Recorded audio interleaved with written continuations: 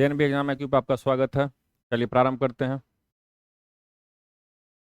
आप लोगों को टेलीग्राम के माध्यम से क्वेश्चन का पीडीएफ दे दिया गया था। तो आज आप लोग क्वेश्चन बाय क्वेश्चन उसका एनालिसिस जरूर करें और सारे क्वेश्चंस को अच्छे से याद जरूर कर लें। जो भी नए हैं प्लीज़ चैनल को सब्सक्राइब जरूर कर दें और वीडियो को लाइक कर लें। साथ ही साथ दोस्तों को शेयर भी कर दें। अगर कुछ सुझाव देनी हो तो कमेंट के माध्यम से आप हमें दे सकते हैं। पहला क्वेश्चन है, आर्य शब्द इंगित करता है निर्जाति समूह को, यायावरी जन को, भाषा समूह को, श्रेष्ठ वंश को। आंसर हो जाएगा भाषा समूह को। याद रखेंगे किसे इंगित करता है? भाषा समूह को। ये इंडो यूरोपीय भाषा परिवार से संबंधित है।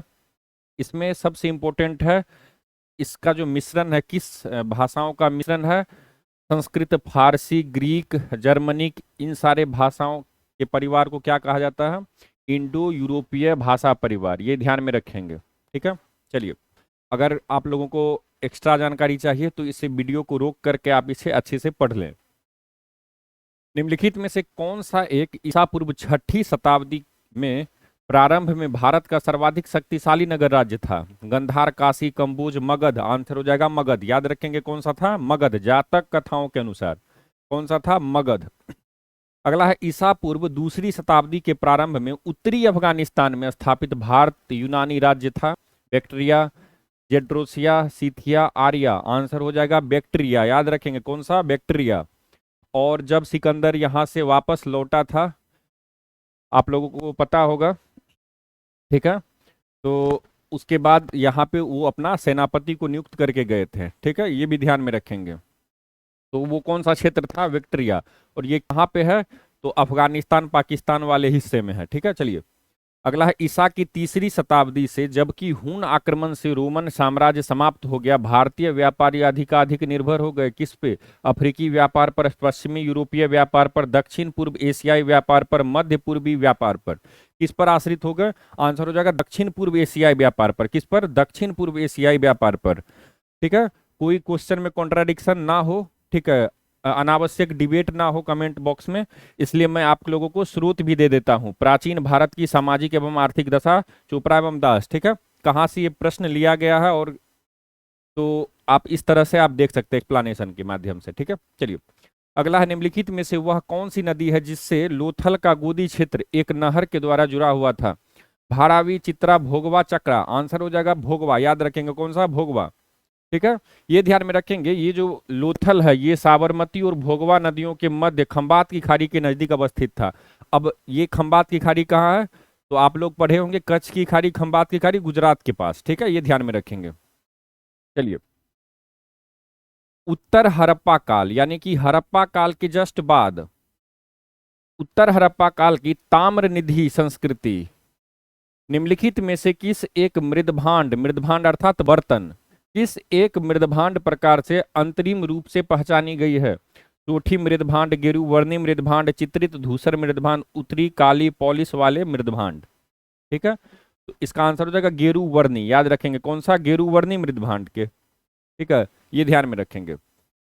चलिए, इसमें कुछ इंपॉर्टेंट फैक्ट है तो आप लोग इसे अवश्य जरूर अवश्य पढ़ लें, ठीक है। एक चीज आप लोगों को याद रखना है, यहाँ पे आप लोगों को कुछ संस्कृतियों के बारे में याद रखना है और उससे संबंधित मृदभांड के बारे में याद रखना है। अगर आपसे पूछा जाए ओसीपी, तो यहाँ पे आप लोगों ने देख लिया है ओसीपी, ठीक है।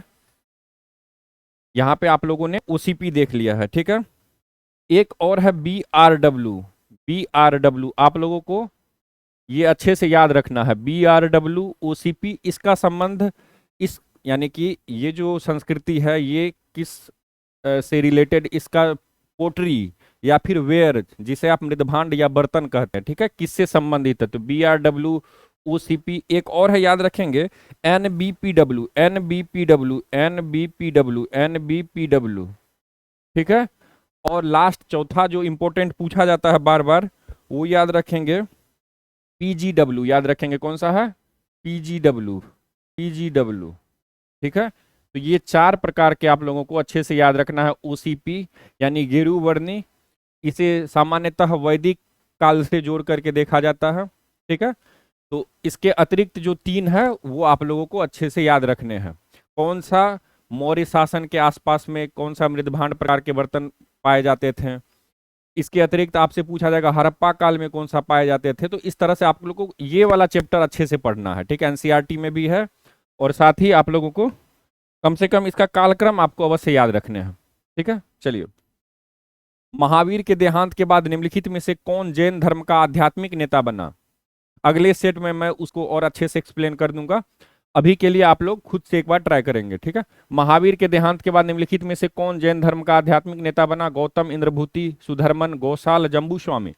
आंसर हो जाएगा सुधर्मन, याद रखेंगे। सुधर्मन के बाद भी है एक और नाम आपको याद रखना है, जम्बू। कौन? सुधर्मन के बाद जम्बू नाम याद रखना है। टोटल 11 प्रधान शिष्य थे। कितने थे? महावीर स्वामी के प्रधान शिष्य 11 थे, जिन्हें गंधर कहा जाता था, ठीक है, ये ध्यान में रखेंगे। अगला है स्तूप एवं चैत्य निर्माण के निर्देश। स्तूप एवं चैत्य निर्माण के निर्देश तथा इनमें स्थापित करने के लिए बुद्ध के अवशेषों को लेकर के विवाद का वर्णन सर्वप्रथम मिलता है किसमें? मिलिंद में, महापरिनिर्वाण सूत्र में, मंझिम निकाय में, ज्ञान प्रस्थान सूत्र में, ठीक है। इसका आंसर क्या हो जाएगा? महापरिनिर्वाण सूत्र में, ये ध्यान में रखेंगे, महापरिनिर्वाण सूत्र में। और भी बहुत सारे क्वेश्चंस बनते हैं महापरिनिर्वाण सूत्र के संबंध में। बुद्ध के अंतिम उपदेश के बारे में चर्चा की गई है, बुद्ध का महापरिनिर्वाण के बारे में चर्चा की गई है, अवशेषों को लेकर के जो विवाद था उसके बारे में चर्चा की गई है, ब्राह्मण द्रोण का मध्यस्थता के बारे में जिक्र किया गया है, स्तूप निर्माण के निर्देश दिए गए हैं। इसके अतिरिक्त स्तूप, चैत्य, इन सारे चीजों के बारे में आप लोगों को अच्छे से पता होना चाहिए, ठीक है। यहाँ जो आप संभवतः पढ़ पाएंगे पढ़ ले। इसके अतिरिक्त पीडीएफ आप लोगों को टेलीग्राम पे दे दिया जाएगा बाद में, तो वो भी आप लोग अच्छे से पढ़ लीजिएगा, ठीक है। चलिए, अगला है अजातशत्रु ने पूर्वी भारत पर मगध का आधिपत्य स्थापित करने के लिए निम्नलिखित में से किस गणराज्य के साथ 16 वर्षों तक युद्ध किया। पावा और कुशीनार के मल्ल, मिथिला के विदेह, वैशाली के लिच्छवी, रामग्राम के कुल्य। आंसर हो जाएगा वैशाली के लिच्छवी, ठीक है, ये ध्यान में रखेंगे। वज्जी संघ के बारे में आप लोगों को पता होना चाहिए। 18 गणराज्यों को एकत्र करने के पश्चात अजातशत्रु के विरुद्ध उन्होंने युद्ध लड़ा था, ये याद रखेंगे। 18 गणराज्यों को एकत्र करने के पश्चात, ठीक है। और चेटक उस समय में लिच्छवियों का प्रधान था, और वो मंत्री कौन था जिसने लिच्छवियों में फूट डाला था? तो वो थे वत्सकार। कौन थे? वत्सकार, ये ध्यान में रखेंगे, ठीक है, ये ध्यान में रखें। चलिए आगे आ जाते हैं। मौर्य शासन काल में पिंडकर एक कर था, यानी टैक्स था। पिंडकर किस प्रकार का टैक्स था? श्रम रूप में दिया जाने वाला, सिंचाई पर लगने वाला, गैर कृषि उत्पाद पर लगने वाला, 1 ग्राम से संयुक्त रूप से संग्रहित। तो पिंड अर्थात मोहल्ला या गांव, इस तरह से आप याद रखेंगे। तो 1 ग्राम से संयुक्त रूप से संग्रहित, ठीक है। इसके अतिरिक्त और भी टैक्सेस जो कि मौर्य शासन काल में लिए जाते थे, तो आपको वो भी अच्छे से याद रखने हैं, ठीक है। चलिए अगला आ जाते हैं। यह तथ्य कि सातवाहन समुद्री व्यापार करते थे तथा उनके पास जल सेना थी, एक विशेष दोहरे मस्तूल के जहाज। मस्तूल आप लोग यहाँ पे देख पाएंगे, मस्तूल, ये तो जहाज है, ठीक है, ये जहाज है, इसके ऊपर में आप लोग मस्तूल देखते होंगे, ठीक है, ये है मस्तूल, यहाँ पे झंडा होता था ऊपर में, ठीक है। तो दोहरे मस्तूल के जहाज वाले सिक्के की उपलब्धता से सिद्ध होता है राजवंश के किस तथाकथित शासक ने ये सिक्के जारी किए थे, यानी कि इस प्रकार का सिक्का किसने जारी किया है? ऑप्शन है सिमुक, गौतमीपुत्र सतकर्णी, सतकर्णी द्वितीय, यज्ञश्री सतकर्णी। कौन जारी किए हैं? तो याद रखेंगे यज्ञश्री सतकर्णी। कौन नाम है, क्या नाम है इनका? यज्ञश्री सतकर्णी, ठीक है, तो ये ध्यान में रखेंगे। और ये जो सिक्के थे ये सामान्यतः चांदी के सिक्के हुआ करते थे। किसके? चांदी के सिक्के। चलिए, भारत में वक्फों का इतिहास हाल में चर्चा में था, वक्फ बोर्ड, तो इससे जो रिलेटेड प्रश्न था हिस्ट्री में वो ध्यान में रखेंगे। भारत में वक्फों का इतिहास मुख्य रूप से दिल्ली सल्तनत के आरंभ से ही है। इस सुल्तान ने मुल्तान की जामा मस्जिद के पक्ष में 2 गांव समर्पित किए और इसका शासन शेखुल इस्लाम को सौंप दिया। ऑप्शन है सुल्तान अलाउद्दीन शाह, सुल्तान मोहम्मद अनवर, सुल्तान इजुद्दीन अहमद, सुल्तान मुइजुद्दीन सैमगौर। क्या होगा? तो आपको बस सिंपल याद रखना है मोहम्मद गोरी के बारे में। मोहम्मद गोरी का ही नाम क्या था? सुल्तान मुइजुद्दीन सैमगौर, मोहम्मद गोरी, ठीक है, याद रखेंगे। इन्हीं का जो गुलाम था वो कौन था? कुतुबुद्दीन ऐबक, ये भी ध्यान में रखेंगे, ठीक है। तो यहाँ पे आप इसके बारे में अच्छे से एक्सप्लेनेशन में पढ़ेंगे, ठीक है। समय का अभाव रहता है, मैं चाहता हूं कि कम समय में आप लोग को अधिक से अधिक क्वेश्चन सॉल्व करवाया जाए। चलिए, अगला है मध्यकाल में पिंजन शब्द से क्या अभिप्राय था। पिंजन, बुनकर का करघा, चरखा, रुई धुनिया की कमान, इनमें से कोई नहीं। पिंजन बहुत इंपॉर्टेंट है। मध्यकाल में वस्त्र उद्योग काफी फेमस था भारत में। भारत को सोने की चिड़िया क्यों कहा जाता था? क्योंकि यहाँ से वस्त्रों का निर्यात विदेशों में किया जाता था।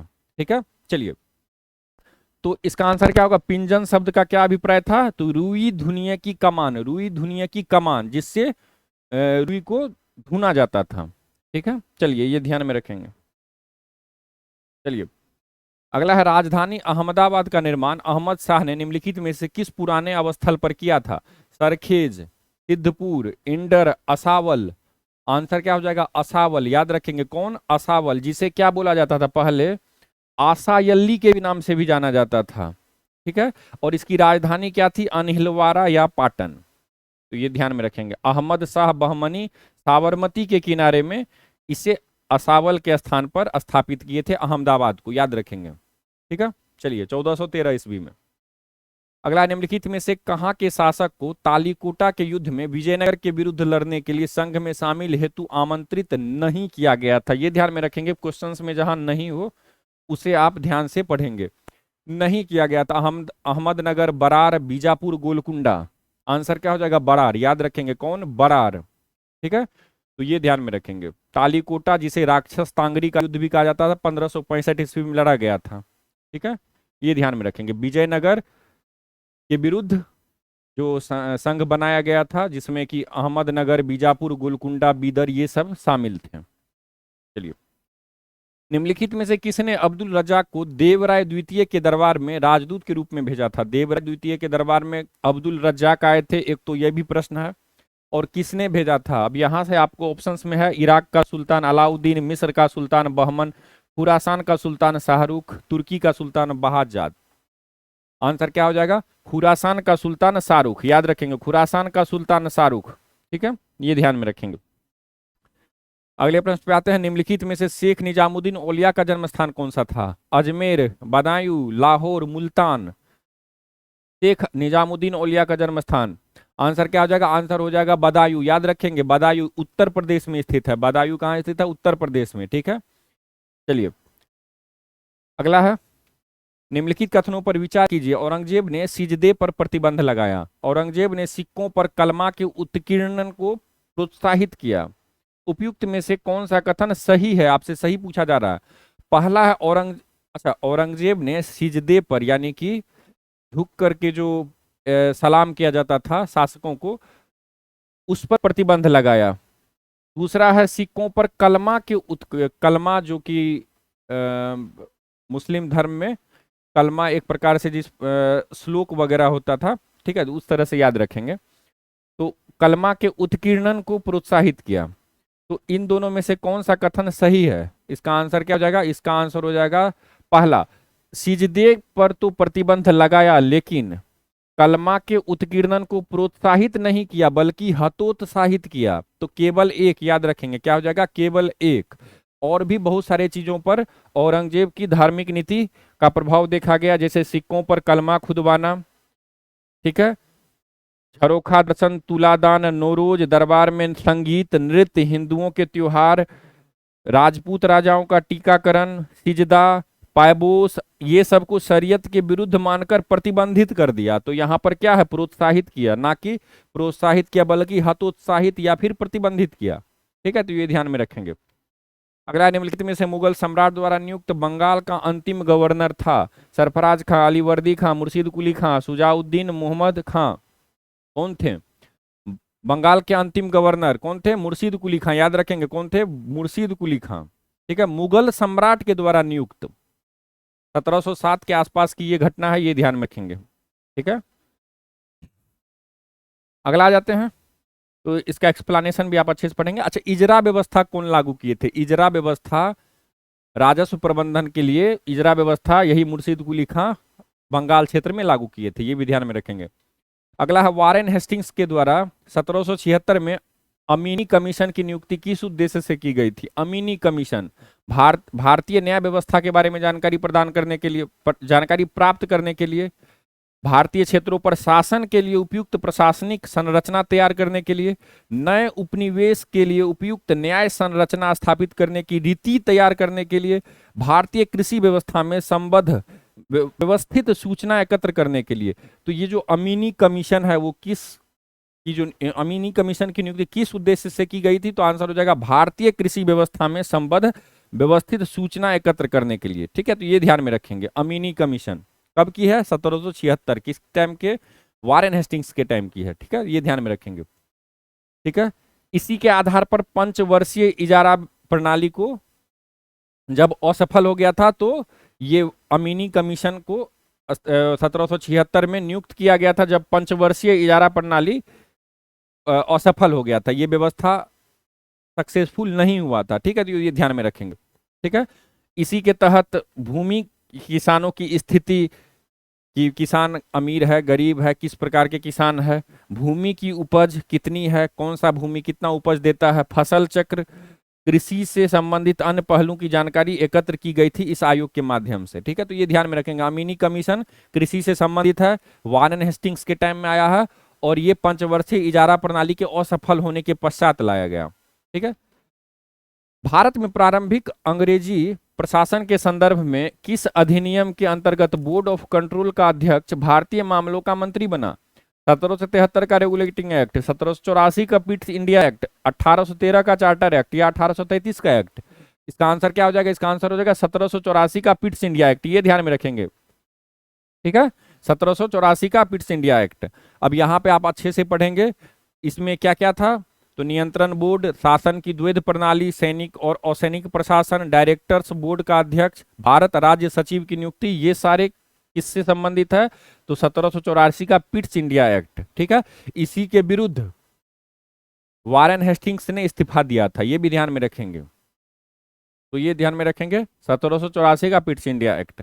इसमें क्या क्या प्रावधान था वो भी आप अच्छे से पढ़ लेंगे। ठीक है, अगला, भारत में अंग्रेजों के राजस्व प्रशासन के संदर्भ में किसे रैयतवारी बंदोबस्त तथा इसके कार्यान्वयन से संबंध होने के लिए जाना जाता है? राजस्व प्रशासन, रेवेन्यू एडमिनिस्ट्रेशन।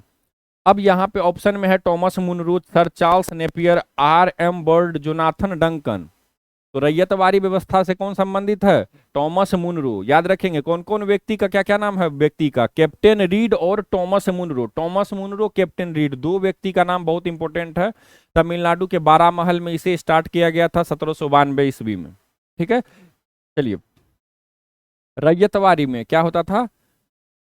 भारत में लगभग आधी जो अंग्रेजी क्षेत्र जो अंग्रेजों के पास जो आधी कृषि क्षेत्र थी उसमें से 50% रैयतवारी व्यवस्था के अंतर्गत थी। ठीक है, लगभग 30%, लगभग 29-30% ये जमींदारी व्यवस्था के अंतर्गत थी, और शेष जो थी वो मालवारी व्यवस्था के अंतर्गत थी। ये भी ध्यान में रखेंगे। ठीक है, चलिए, अगला है, जब 1833 में राजा राम मोहन राय का निधन हुआ तब ब्रह्म समाज का नेतृत्व किसने संभाला? ब्रह्म समाज का 1833 में राजा राम मोहन राय की मृत्यु के बाद विजय कृष्ण गोस्वामी, ईश्वर चंद्र विद्यासागर, देवेंद्र नाथ टैगोर, केशव चंद्र सेन। आंसर क्या हो जाएगा? देवेंद्र नाथ टैगोर। याद रखेंगे कौन? देवेंद्र नाथ टैगोर। ठीक है, ये जो ब्रह्म समाज थी ये मूर्ति पूजा का विरोध करती थी, एकेश्वरवाद की उपासना को प्रोत्साहित करती थी, यानी कि ईश्वर एक है इसको प्रोत्साहित करती थी। ठीक है, ये ध्यान में रखेंगे। पुरोहितवाद का विरोध करती थी, अवतारवाद का खंडन करती थी। ठीक है, चलिए, अगला है, निम्नलिखित पर विचार कीजिए। अमृत बाजार पत्रिका 1868 में प्रारंभ हुई। अरुणा असफली कांग्रेस महिला स्वयंसेवक कोर की संस्थापक थी। बीना दास ने दीक्षांत समारोह में अपनी उपाधि लेते समय गवर्नर पर गोली चला दी थी। लतिका घोष ने चटगांव शस्त्रागार पर होने वाले धावे में भाग लिया था। इसमें कौन कौन सत्य है ये आपको बताना है। ठीक है, इसका क्या क्या आंसर हो जाएगा? इसका आंसर हो जाएगा पहला और तीसरा, ये दोनों सत्य है, और दूसरा और चौथा ये असत्य है। ये ध्यान में रखेंगे। तो केवल 1 और 3 ये सत्य है। ठीक है, ये ध्यान में रखेंगे। अमृत बाजार पत्रिका 1868 में प्रारंभ हुई थी। ये ध्यान में रखेंगे। अमृत बाजार पत्रिका 1868 में प्रारंभ हुई थी। और दूसरा याद रखेंगे, बीना दास दीक्षांत समारोह में अपनी उपाधि लेते समय गवर्नर पर गोली चला दी थी। ये भी सत्य है। लेकिन अरुणा आसफ अली कांग्रेस महिला स्वयंसेवक कोर की संस्थापक थी, ये गलत है। लतिका घोष ने चटकों शस्त्रागार पर होने वाले धावे में भाग लिया था, ये भी गलत है। ठीक है, तो एक्सप्लेनेशन में आप अच्छे से पढ़ सकते हैं। ठीक है, चलिए अगला है, निम्नलिखित पर विचार कीजिए। सी राजगोपालाचारी द्वारा प्रस्तावित सूत्र में निम्नलिखित कौन से प्रस्ताव अंतर्विष्ट थे यानी शामिल थे? सी राजगोपालाचारी प्रस्ताव बहुत इंपॉर्टेंट, बहुत फेमस है ये। ठीक है, ये भी ध्यान में रखेंगे। इसमें क्या क्या प्रावधान था, प्रावधान अगर आपको पता होगा तो इसका आप आंसर अच्छे से बता पाएंगे। युद्ध के उपरांत एक ऐसे आयोग की नियुक्ति जो उत्तर पूर्व व उत्तर पश्चिम क्षेत्रों में मुसलमान बहुल सीमाओं का निर्धारण करे। ऐसे क्षेत्रों में जनमत संग्रह द्वारा यह पता लगाना कि वहां के लोग भारत के साथ रहना चाहते हैं अथवा अपना स्वयं का राज्य बनाना चाहते हैं। यदि वे अलग राज्य चाहते हैं तो उनको इसकी अनुमति दी जानी चाहिए। भारत तथा नवनिर्मित राज्य के बीच सुरक्षा, संचार व परिवहन परिवहन हेतु संयुक्त व्यवस्थाएं। ठीक है, तो आपसे पूछा जा रहा है कौन सा शामिल था, तो इसका आंसर क्या हो जाएगा? इसका आंसर हो जाएगा सभी। ठीक है, ये याद रखेंगे। टी राजगोपालाचारी के जो फॉर्मूले में इंपॉर्टेंट बातें थी वो आपको अच्छे से एक बार पढ़ लेना है। कब की बात है, अगर आपसे, हालांकि आपसे यही पूछा जाएगा कि सी राजगोपालाचारी फॉर्मूला कब आया था। ठीक है, तो 10 जुलाई 1944 को, डेट के साथ आपको याद रखने हैं, 10 जुलाई 1944 को। चलिए अभी इसमें इंपॉर्टेंट क्या है कि इस फॉर्मूले को उस समय नेताओं ने स्वीकार नहीं किया। ठीक है, लेकिन अंततः उसी आधार पर देश का विभाजन हुआ, यानी ये इंपॉर्टेंट है, आपको याद रखने हैं। ठीक है, चलिए महात्मा गांधी की अध्यक्षता में गुजरात सभा ने किस आंदोलन अथवा सत्याग्रह में प्रमुख भूमिका निभाई? अहमदाबाद मिल कामगारों का आंदोलन, खेरा के कृषकों का आंदोलन, बारदोली में कृषकों का आंदोलन, नमक सत्याग्रह। तो महात्मा गांधी की अध्यक्षता में गुजरात सभा ने किस सत्याग्रह में प्रमुख भूमिका निभाई थी? तो आंसर हो जाएगा खेरा के कृषकों का आंदोलन। याद रखेंगे, खेरा के कृषकों का आंदोलन। ठीक है, तो यहां पे आप अच्छे से इसे एक बार पढ़ लें। चलिए, तो भारतीय स्वतंत्रता संघर्ष के दौरान दत्त ब्रेडले सिद्धांत किससे संबंधित था? दत्त ब्रेडले सिद्धांत, साम्यवादी आंदोलन, भारतीयों का सिविल सेवाओं में प्रवेश, कृषि कर की पद्धति, श्रमिक संघ आंदोलन व औद्योगिक विवाद। तो दत्त ब्रेडले सिद्धांत ये किससे संबंधित था? साम्यवादी आंदोलन। याद रखेंगे, किससे? साम्यवादी आंदोलन। दोनों कम्युनिस्ट नेता थे, पीसी दत्त और जो ब्रिटिश कम्युनिस्ट नेता थे एक ब्रेडले, ये दोनों का नाम याद रखना है, पीसी दत्त, ब्रेडले। इनका कहना था कि हमें, हालांकि साम्यवादी जो भी नेता थे वे सारे कांग्रेस के विरोधी माने जाते थे, लेकिन ये इनका सिद्धांत क्या था कि हमें कांग्रेस को भी शामिल करना चाहिए। ठीक है, तो साम्राज्य विरोधी जनमोर्चा के कार्यों को कामयाब बनाने में भारतीय राष्ट्रीय कांग्रेस बहुत बड़ी और अग्रणी भूमिका अदा कर सकती है। ठीक है, तो ये ध्यान में रखेंगे, दत्त ब्रेडले सिद्धांत। अगला है, किसकी अध्यक्षता में कलकत्ता में सितंबर 1920 में कांग्रेस का वह विशिष्ट यानी स्पेशल अधिवेशन हुआ था जिसमें असहयोग का महत्वपूर्ण प्रस्ताव पारित हुआ था? ठीक है, ऑप्शन है एनी बेसेंट, सी आर दास, लाला लाजपत राय, मोतीलाल नेहरू। किसकी अध्यक्षता में 1920 के सितंबर माह में स्पेशल, देखिए 2 अधिवेशन हुआ करते थे। एक होता था जो कि वार्षिक अधिवेशन होता था हर साल, सामान्यतः 1885 से लेकर 1929 तक अगर आप देखेंगे तो सामान्यतः नवंबर दिसंबर में होता था। ठीक है, लेकिन इसके अतिरिक्त कभी कभी विशेष रूप से अगर कोई ऐसी घटना हो गई या कुछ ऐसा इवेंट हो गया तो उस समय में एक विशेष अधिवेशन बुलाया जाता था। ठीक है, तो यही विशेष अधिवेशन सितंबर 1920 में कलकत्ता में जो हुआ था उसके अध्यक्ष कौन थे आपसे पूछा जा रहा। आंसर क्या हो जाएगा? लाला लाजपत राय। याद रखेंगे, लाला लाजपत राय। ठीक है, तो ये ध्यान में रखेंगे।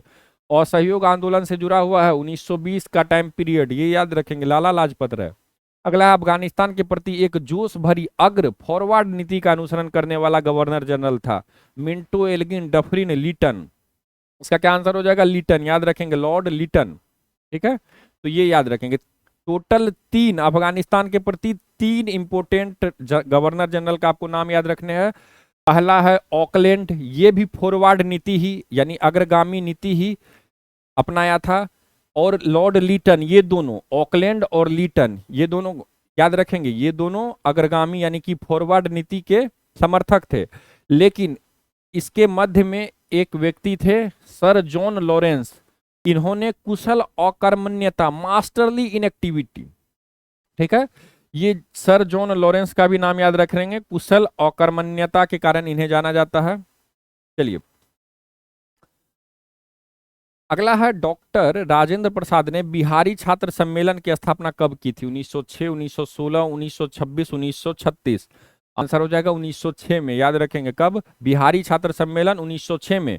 राजेंद्र प्रसाद से जुड़ा हुआ जो भी प्रश्न यूपीएससी अथवा स्टेट पीसीएस में पूछा गया है उन सारे प्रश्नों का यहाँ पर आपको एक ही स्लाइड में आपको दे दिया गया है। आप एक बार इसे अच्छे से याद कर लेंगे, ठीक है। आपको खास करके ये जो भी आपको बुक्स हैं वो भी याद रखने हैं। इसके अतिरिक्त जो भी फैक्ट हैं वो सारे आपको पॉज करके एक बार अच्छे से पढ़ लेना है, 2-4 बार पढ़ना है, क्योंकि संभवतः प्रश्न आने की इससे संभावना अवश्य होती है, ठीक है। तो ये याद रखेंगे। अगला है मूल रूप से बिहार शब्द का अर्थ है बौद्ध मठ, आर्य प्रदेश, देवदूतों की भूमि, हरियाली का प्रदेश। मूल बिहार शब्द का क्या अर्थ है? बौद्ध मठ। याद रखेंगे विहार अर्थात बौद्ध मठ, ठीक है। चलिए बौद्धों मठों की अधिकता के कारण बिहार शब्द बिहार नाम से ये प्रचलित हो गया था, ये जगह, ये स्थान। बिहार के कौन से 3 जिले पश्चिम बंगाल सीमा पर स्थित है? रोहतास, औरंगाबाद, गया, भागलपुर, मधेपुरा, खगड़िया, कटिहार, पूर्णिया, किशनगंज। उपयुक्त में से कोई नहीं। तो क्या हो जाएगा? पश्चिम बंगाल की सीमा पर कौन सा है? आंसर हो जाएगा कटिहार, पूर्णिया और किशनगंज। याद रखेंगे कटिहार, पूर्णिया और किशनगंज। एक इंपॉर्टेंट फैक्ट याद रखेंगे कटिहार के बारे में, ये ना केवल पश्चिम बंगाल से बॉर्डर शेयर करता है कटिहार, ये झारखंड से भी बॉर्डर शेयर करता है। तो ये याद रखेंगे कटिहार के बारे में, इंपॉर्टेंट है, ठीक है। यहाँ पे आप देख पाएंगे मैप में भी, ठीक है। मैप में यहाँ पे आप देखेंगे किशनगंज, ठीक है, किशनगंज, पूर्णिया, कटिहार, ठीक है, किशनगंज, पूर्णिया, कटिहार, ठीक है। यहाँ पर है वेस्ट बंगाल, ठीक है, वेस्ट बंगाल है। और यहाँ पे अगर आप ध्यान से देखेंगे तो ये गंगा नदी बह के जाती है। यहाँ पर आप देखेंगे तो यहाँ पर झारखंड का एक जिला है साहेबगंज, ठीक है, साहेबगंज जिला है झारखंड का। यहाँ पे कटिहार बिहार का, ठीक है। यहाँ पर वेस्ट बंगाल है। तो ये गंगा नदी यहाँ से निकलती है और वेस्ट बंगाल में होते हुए फिर आगे बढ़ के कहाँ चली जाती है? बांग्लादेश में, पद्मा के नाम से, ठीक है, ये ध्यान में। भारतीय नृत्य कला मंदिर स्थित है दिल्ली, मुंबई, पटना, कोलकाता। भारतीय नृत्य कला मंदिर कहाँ स्थित है? तो पटना में। याद रखेंगे कहाँ पे? पटना में स्थित है, इंपॉर्टेंट है। बिहार के निम्नलिखित नेताओं में से किसे भारत रत्न मरणोपरांत मिला और उन्हें मैग्सेसे पुरस्कार से भी सब पुरस्कृत किया गया? जयप्रकाश नारायण, कार्यानंद शर्मा, बैकुंठ शुक्ला, यदुनंदन शर्मा। तो भारत रत्न मरणोपरांत और साथ ही साथ मैग्सेसे पुरस्कार भी जीते हैं वो कौन व्यक्ति हैं? तो आंसर हो जाएगा जयप्रकाश नारायण। याद रखेंगे कौन है? जयप्रकाश नारायण। 1965 में मैग्सेसे, पहले 1965 में मैग्सेसे और 1998 में इन्हें भारत रत्न। ये भी ध्यान में रखेंगे। लोकनायक जयप्रकाश नारायण का नाम आप अवश्य जानते होंगे। डॉक्टर राजेंद्र प्रसाद कितने वर्ष तक भारत के राष्ट्रपति रहे? 5, 10, 12, 18। ये रिकॉर्ड है, इसलिए आपसे पूछे जाने की संभावना बनती है।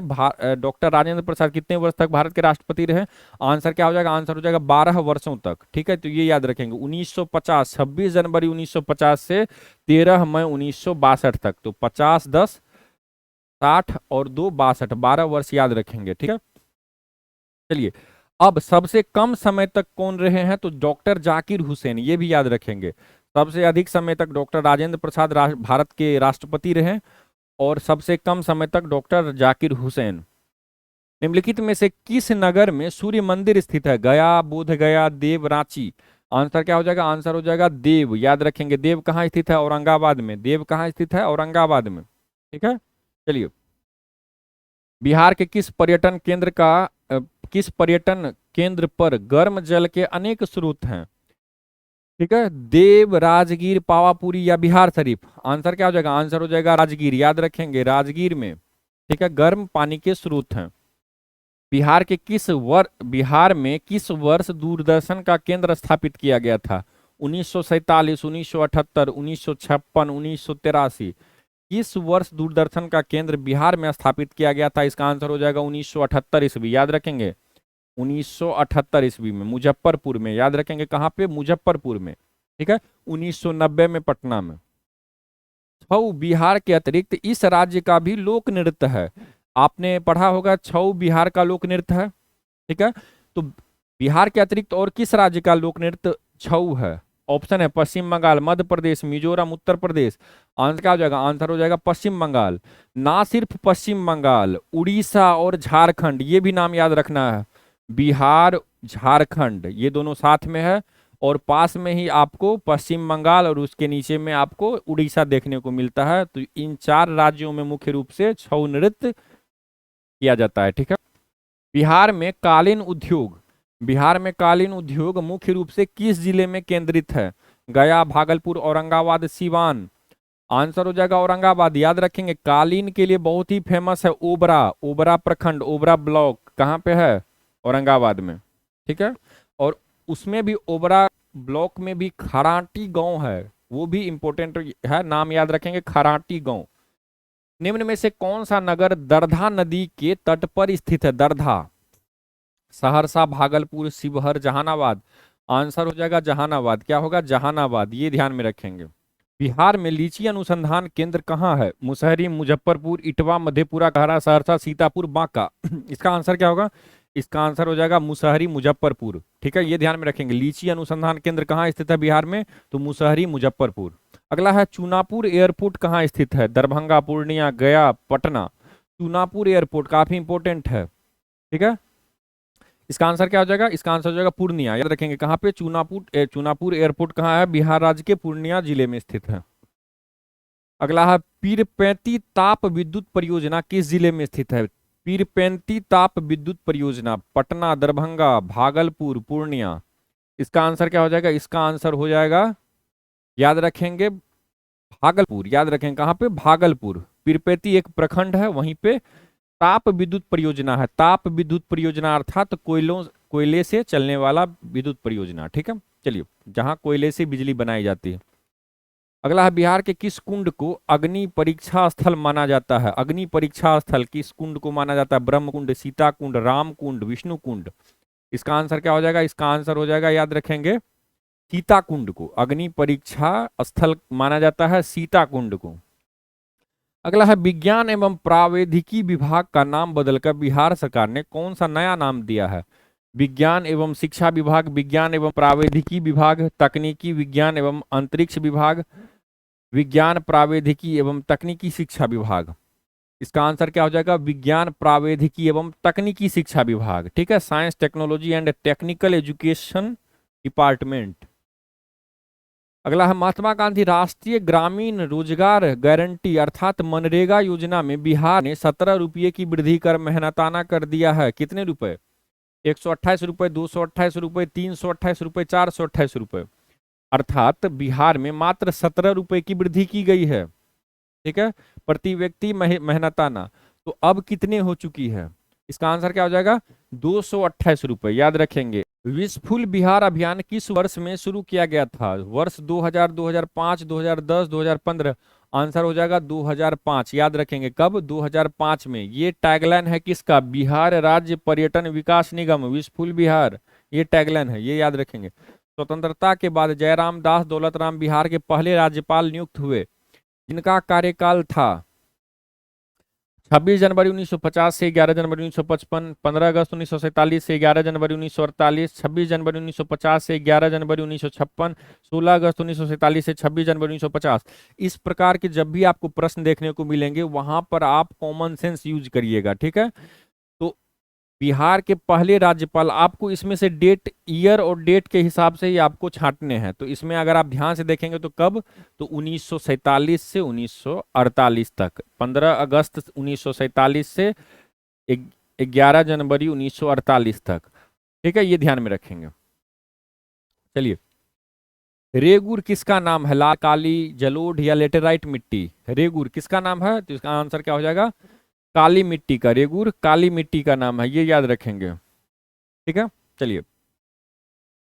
नूर खान एयरबेस स्थित है। नूर खान एयरबेस कहाँ स्थित है? पाक अधिकृत जम्मू कश्मीर, पश्चिमी लद्दाख, रावलपिंडी, केरल। नूर खान एयरबेस कहाँ स्थित है? आंसर हो जाएगा रावलपिंडी। बहुत इंपॉर्टेंट ये एयरबेस था, जिसे ऑपरेशन सिंदूर के तहत भारतीय सेना ने अपना पराक्रम दिखा करके नष्ट किया था। ठीक है, ये ध्यान में रखेंगे। अगला है, निम्नांकित में से कौन भारत के पश्चिमी तट पर स्थित नहीं है? दमन, कराईकल, जंजीरा, रत्नागिरी। पश्चिमी तट पर, ठीक है, अर्थात महाराष्ट्र, कर्नाटक, ये वाला जो रीजन है ये पश्चिमी तट पे है। ठीक है, तो कौन पश्चिमी तट पर नहीं है? दमन, कराईकल, जंजीरा, रत्नागिरी। आंसर क्या हो जाएगा? इसका आंसर हो जाएगा कराईकल। याद रखेंगे, ये पुदुचेरी का ही एक हिस्सा है कराईकल। ठीक है, ये पूर्वी क्षेत्र पे स्थित है। ठीक है, ये याद रखेंगे, पूर्वी तट पर। अगला है, भारतीय दलहन अनुसंधान संस्थान स्थित है कहाँ पे? दलहन अनुसंधान संस्थान नई दिल्ली, वाराणसी, कानपुर, लखनऊ। आंसर हो जाएगा कानपुर में। याद रखेंगे, दलहन अनुसंधान संस्थान कानपुर में 1993 ईस्वी में स्थापित किया गया था। भारत में ज्वारीय ऊर्जा की सर्वाधिक संभावनाएं कहां पर है? ज्वारीय ऊर्जा की मद्रास, विशाखापट्टनम, कोचीन, भावनगर। ज्वारीय ऊर्जा की सर्वाधिक संभावना कहां पर है? तो आंसर हो जाएगा भावनगर में। कहां पे? भावनगर, गुजरात के भावनगर में। ठीक है, ये याद रखेंगे।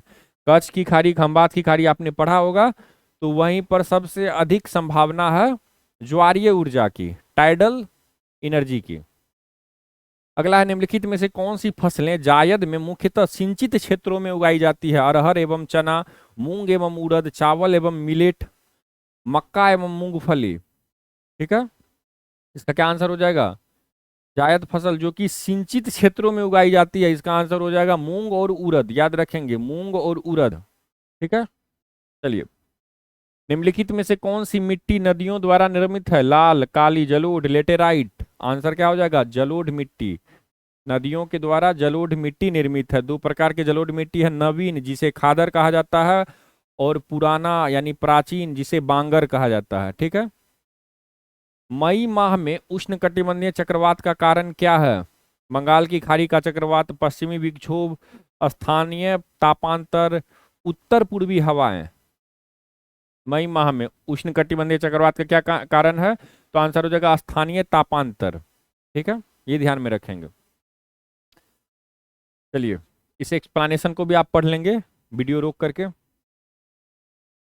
हिमालय का दूसरा सबसे ऊंचा पर्वत शिखर कंचनजंगा भारत के किस राज्य में स्थित है? कंचनजंगा असम, उत्तराखंड, सिक्किम, हिमाचल प्रदेश। आंसर क्या हो जाएगा? इसका आंसर हो जाएगा सिक्किम में। ठीक है, ये ध्यान में रखेंगे, कहाँ? सिक्किम में। अगला है, तवा किसकी सहायक नदी है? नर्मदा, तापी, महानदी, गोदावरी। तवा नाम से स्पष्ट है किसकी है? तो नर्मदा नदी की सबसे लंबी सहायक नदी, 172 किलोमीटर के साथ। निम्नलिखित में से कौन सी सबसे पुरानी व सबसे गहरी झील है? बैकाल, करदा, ग्रेट बियर, लिनकार। इसका आंसर क्या हो जाएगा? बैकाल झील। याद रखेंगे, 1642 मीटर। अधिकतम गहराई कितनी है? 1642 मीटर, बैकाल झील। हिंद महासागर में धाराओं की नियमित दिशा में परिवर्तन के लिए निम्नलिखित कारकों में से कौन सा एक उत्तरदायी है? हिंद महासागर एक अर्ध महासागर है। हिंद महासागर में मानसूनी प्रवाह पाया जाता है। हिंद महासागर एक स्थल परिबद्ध महासागर है। हिंद महासागर में लवणता में अपेक्षाकृत अधिक विभिन्नता पाई जाती है। तो हिंद महासागर में धाराओं की नियमित दिशा में परिवर्तन होने के लिए कौन सा कारण उत्तरदायी है? यानी कि हिंद महासागर के धाराओं में बार बार जो नियमित रूप से जो परिवर्तन होता रहता है, ठीक है, तो इसका सबसे इंपॉर्टेंट कारण क्या है? तो मॉनसूनी प्रवाह पाया जाता है। हिंद महासागर में मॉनसूनी प्रवाह पाया जाता है, ये ध्यान में रखेंगे। अगला क्वेश्चन है, निम्नलिखित में से कौन एक राष्ट्रीय राजधानी नहीं है? Canberra, Wellington, Sydney, Riyadh. तो यहाँ पे आप अच्छे से देखेंगे, कैनबरा किसकी राजधानी है? ऑस्ट्रेलिया की। वेलिंगटन न्यूजीलैंड की। सिडनी ये याद रखेंगे राष्ट्रीय राजधानी नहीं है, ये एक प्रसिद्ध शहर है ऑस्ट्रेलिया में। इसके अतिरिक्त रियाद ये सऊदी अरब की राजधानी है, रियाद, ये ध्यान में रखेंगे। ठीक है, तो आंसर क्या हो जाएगा? सिडनी। चलिए, माउंट एटना ये क्या है? माउंट एटना पर्वत है, पठार है, ज्वालामुखी है, पर्वत शिखर है? माउंट एटना एक ज्वालामुखी है, ये याद रखेंगे। कहा है? सिसिली द्वीप, इटली के पास है सिसिली द्वीप, वहीं पर अवस्थित है। सक्रिय ज्वालामुखी है माउंट एटना। सौरमंडल का सर्वाधिक गर्म ग्रह है बुध, मंगल, शुक्र, पृथ्वी। सौरमंडल का सबसे गर्म ग्रह कौन सा है? शुक्र, याद रखेंगे। सबसे नजदीक कौन है? बुध। लेकिन इसके बुध के होने के बुध सबसे नजदीक है, लेकिन फिर भी शुक्र ग्रह जो है ये सर्वाधिक गर्म ग्रह है, ये ध्यान में रखेंगे। ठीक है। सौरमंडल में कुछ इंपोर्टेंट घटक हैं, कुछ मुख्य घटक हैं, जैसे सूर्य क्या है, ग्रह कितने हैं, उपग्रह कितने हैं, बौने ग्रह क्या है, क्षुद्र ग्रह, धूमकेतु, उल्कापिंड, ये सारे आप तथ्य एक बार अच्छे से पढ़ लेंगे। ठीक है। शुक्र के गर्म होने का कारण क्या है? तो कार्बन डाइऑक्साइड की अधिकता, ये ध्यान में रखेंगे। चलिए अगला आ जाते हैं। भारतीय संविधान के किस अनुच्छेद में, किस आर्टिकल में सर्वोच्च न्यायालय को उसके समक्ष लंबित मामलों में पूर्ण न्याय, एब्सोल्यूट जस्टिस सुनिश्चित करने के लिए व्यापक अधिकार प्रदान करता है? यानी किस अनुच्छेद में? इसमें पूर्ण न्याय करने के लिए आवश्यक डिक्री या आदेश पारित करने, इन डिक्री को पूरे भारत में लागू करने और व्यक्तियों की उपस्थिति सुनिश्चित करने, दस्तावेज की खोज करने या न्यायालय की अवमानना के लिए दंड देने की क्षमता शामिल है। पार्ट बाय पार्ट भी आपसे क्वेश्चन पूछा जा सकता है, या सिर्फ एक ही चीज पूछा जा सकता है कि पूर्ण न्याय का संबंध किस अनुच्छेद से है। ठीक है। तो यहां पर आपको क्वेश्चंस में ऑप्शन दिया गया है, अनुच्छेद 122, 132, 142, 152। ठीक है। तो आंसर क्या होगा? 142, याद रखेंगे। पूर्ण न्याय का संबंध सुप्रीम कोर्ट के किस अनुच्छेद से है? तो 142 से है। ठीक है। अगला है अनुच्छेद 280 के तहत वित्त आयोग की संरचना के संबंध में असत्य कथन है। वित्त आयोग में कुल 5 सदस्य होते हैं, जिनमें एक अध्यक्ष और 4 अन्य सदस्य होते हैं। इन सदस्यों की नियुक्ति भारत के राष्ट्रपति द्वारा की जाती है। सदस्य राष्ट्रपति द्वारा निर्धारित अवधि के लिए पद पर रहते हैं। वित्त आयोग के सदस्य पुनर्नियुक्ति के पात्र नहीं होते हैं। अनुच्छेद 280 के तहत वित्त आयोग, ये काफी इंपोर्टेंट है, वित्त आयोग से संबंधित अनुच्छेद कौन सा है? अनुच्छेद 280। अब आपसे पूछा जा रहा है कौन सा असत्य है, गलत कौन सा है, तो इसका आंसर क्या हो जाएगा? वित्त आयोग के सदस्य पुनर्नियुक्ति के पात्र नहीं होते हैं। लेकिन ये गलत है, क्यों? क्योंकि आयोग के सदस्य पुनर्नियुक्ति के लिए भी पात्र होते हैं। इसके अतिरिक्त जो भी है वो आपको अच्छे से एक बार पढ़ लेना है। अगला है लोक लेखा समिति के बारे में असत्य कथन चुने। लोक लेखा समिति, पब्लिक अकाउंट कमिटी, जिसे शॉर्ट फॉर्म में पीएसी कहा जाता है, लोक लेखा समिति को। तो ऑप्शन में है असत्य कथन कौन सा है, गलत कथन कौन सा है? पब्लिक अकाउंट कमेटी में 22 सदस्य होते हैं, जिनमें से 15 सदस्य लोकसभा से और 7 सदस्य राज्यसभा से चुने जाते हैं। लोकसभा अध्यक्ष पब्लिक अकाउंट कमेटी के अध्यक्ष की नियुक्ति करता है, जो परंपरागत रूप से विपक्षी दल से होता है। पब्लिक अकाउंट कमेटी के सदस्यों का कार्यकाल 5 वर्ष का होता है। पब्लिक अकाउंट कमेटी सरकारी खर्चों में वित्तीय जवाबदेही और पारदर्शिता सुनिश्चित करती है। तो क्या होगा इसका आंसर? अब देखिए यहाँ पे काफी ट्रिकी है। पब्लिक अकाउंट कमेटी के सदस्यों का कार्यकाल याद रखेंगे 1 ही वर्ष का होता है, ये ध्यान में रखेंगे। टोटल 22 सदस्य होते हैं, 15 लोकसभा, 7 राज्यसभा से। लोकसभा अध्यक्ष सामान्यतः विपक्षी दल के नेता को ही नियुक्त करते हैं, और ये नियुक्त किया जाता है सरकारी खर्चों में वित्तीय जवाबदेही और पारदर्शिता सुनिश्चित करने के लिए। लेकिन सदस्यों का कार्यकाल केवल 1 वर्ष होता है, ये इंपॉर्टेंट है। स्वदेश दर्शन योजना कब प्रारंभ की गई थी? स्वदेश दर्शन योजना जनवरी 2014, 2015, 2000, मार्च 2016, अप्रैल 2017। स्वदेश दर्शन योजना कब प्रारंभ की गई थी? जनवरी 2015। स्वदेश दर्शन योजना के स्कीम के तहत कुछ सर्किट है: बौद्ध सर्किट, रामायण सर्किट, आध्यात्मिक सर्किट, हिस्ट्री सर्किट, उत्सव circuit, design circuit, agro tourism circuit, biodiversity circuit, water sports circuit, ग्रामीण circuit, cruise tourism circuit, winter sports circuit, space tourism circuit, hot air balloon tourism circuit. ठीक है, ये ध्यान में रखेंगे। अगला है डी वोटर शब्द का प्रयोग किस संदर्भ में किया जाता है? डी वोटर, डमी वोटर के लिए, डुप्लीकेट वोटर के लिए, संदिग्ध मतदाता, डाउटफुल वोटर के लिए, या फिर दिव्यांग मतदाता यानी हैंडीकैप्ड वोटर के लिए। तो डी वोटर का संबंध किससे है? तो असम चुनाव में आपने काफी ये डी वोटर शब्द सुना होगा असम चुनाव के संदर्भ में। तो यहाँ पे क्या हो जाएगा? संदिग्ध मतदाता के लिए, डाउटफुल वोटर के लिए, ये ध्यान में रखेंगे। एनआरसी अब ये जो भी व्यक्ति को डाउटफुल वोटर कहा जाता है उसे स्वयं जा करके, ठीक है, तो स्वयं जा करके ये प्रमाणित करना होता है कि मैं डाउटफुल नहीं हूँ, मैं रियल हूँ। उसके कागज वगैरह, डॉक्यूमेंट वगैरह उसे जमा करनी होती है। इसमें विदेश मंत्रालय की भी भूमिका होती है, तो ये ध्यान में रखेंगे। चलिए, स्वायत्त जिला परिषदों की व्यवस्था भारतीय संविधान की किस अनुसूची में वर्णित है? स्वायत्त जिला परिषदों की व्यवस्था 5वीं, 6ठी, 7वीं, 8वीं। आंसर हो जाएगा 6ठी अनुसूची। ठीक है, चलिए 6ठी अनुसूची में 6ठी अनुसूची जनजातीय क्षेत्रों को स्वायत्त प्रदान करने के लिए ये लाया गया है। लागू राज्य कौन कौन है? इंपोर्टेंट है, असम, मेघालय, त्रिपुरा, मिजोरम। यहाँ पे बहुत इंपोर्टेंट है। अधिकतम सदस्य 30 हो सकते हैं, 26 निर्वाचित, 4 मनोनीत। कार्यकाल 5 वर्ष का हो सकता है। अधिकार क्षेत्र क्या है? भूमि, वन, पानी, परंपरा, न्याय, प्राथमिक शिक्षा, कर, बाजार, यानी टैक्स और बाजार। इसमें राज्यपाल की भूमिका होती है, किसी भी जिले को स्वायत्त घोषित कर सकते हैं, परिषद की सीमाओं को बदल सकते हैं, परिषद को भंग या पुनर्गठित कर सकते हैं। परिषद में अधिकतम 30 सदस्य हो सकते हैं, ये भी ध्यान में रखेंगे। अगला है, व्हीप का मुख्य उद्देश्य क्या होता है? संसद में नए कानून बनाना, पार्टी के सदस्यों को मतदान में अनुशासन बनाए रखना, चुनाव आयोग की सहायता करना, संसदीय अध्यक्ष को रिपोर्ट करना। तो व्हीप जब बार बार आप हेडलाइंस में सुनते होंगे कि किसी पार्टी के द्वारा व्हीप जारी की गई, तो ये क्यों की जाती है? तो पार्टी के सदस्यों को मतदान में अनुशासन बनाए रखने के लिए व्हीप जारी की जाती है। ठीक है, ये ध्यान में रखेंगे।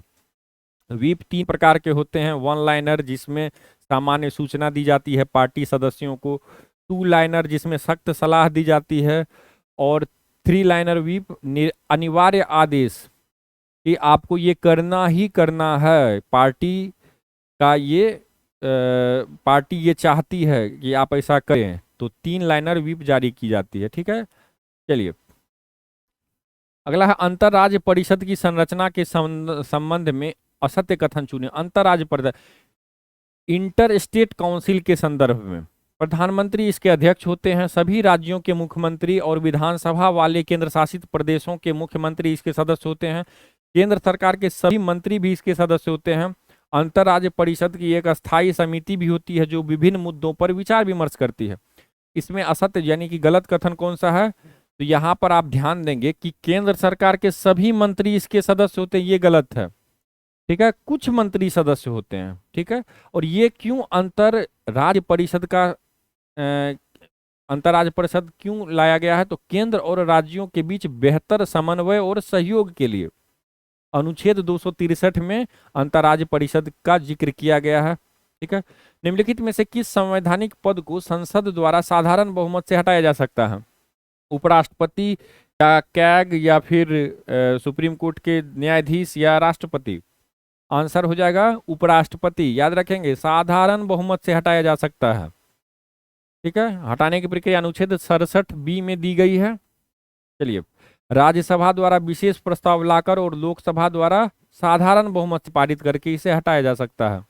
ठीक है, चलिए, इसके लिए महाभियोग जैसी जटिल प्रक्रिया की आवश्यकता नहीं होती है। कैग का संबंध याद रखेंगे, अनुच्छेद 148। ठीक है, तो इस तरह से आप इसे पढ़ लेंगे। चलिए, भारत का विधि आयोग एक डैश निकाय है? संवैधानिक निकाय है, विधायी निकाय है, सांविधिक निकाय है, गैर संवैधानिक निकाय है। तो विधि आयोग क्या है? इसका लॉ कमीशन क्या है? इसका आंसर क्या हो जाएगा? गैर संवैधानिक निकाय, नॉन कॉन्स्टिट्यूशनल बॉडी। ठीक है, ये ध्यान में रखेंगे। अब यहाँ पर संवैधानिक निकाय के तहत जो जिस भी बॉडी के बारे में संविधान में जिक्र किया हुआ है, जैसे राष्ट्रपति का या फिर सुप्रीम कोर्ट का, ये सारे क्या हो जाएंगे? संवैधानिक।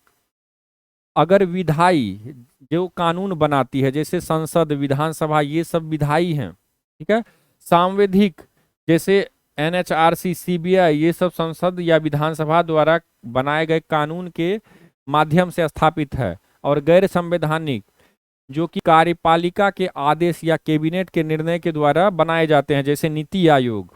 ठीक है, ये ध्यान में रखेंगे। अगला है, ग्राम न्यायालय में न्यायाधीश कौन होता है? ग्राम प्रधान, सरपंच, न्यायिक मजिस्ट्रेट प्रथम श्रेणी, जिला कलेक्टर। तो ग्राम न्यायालय में न्यायाधीश कौन होते हैं? न्यायिक मजिस्ट्रेट प्रथम श्रेणी, judicial magistrate of first class, ये याद रखेंगे। ठीक है, ग्राम न्यायालय ग्राम न्यायालय अधिनियम 2008 के तहत स्थापित है। उद्देश्य गांवों में न्याय को स्थानीय स्तर तक पहुंचाना। ठीक है, इस तरह से ये याद रखेंगे। इसके पास दोनों मामले होते हैं, दीवानी फौजदारी दोनों। निम्न में से कौन सा एक 20वीं शताब्दी के 60वें दशक के अंतिम दौर की हरित क्रांति की प्रकृति का सबसे उचित वर्णन करता है?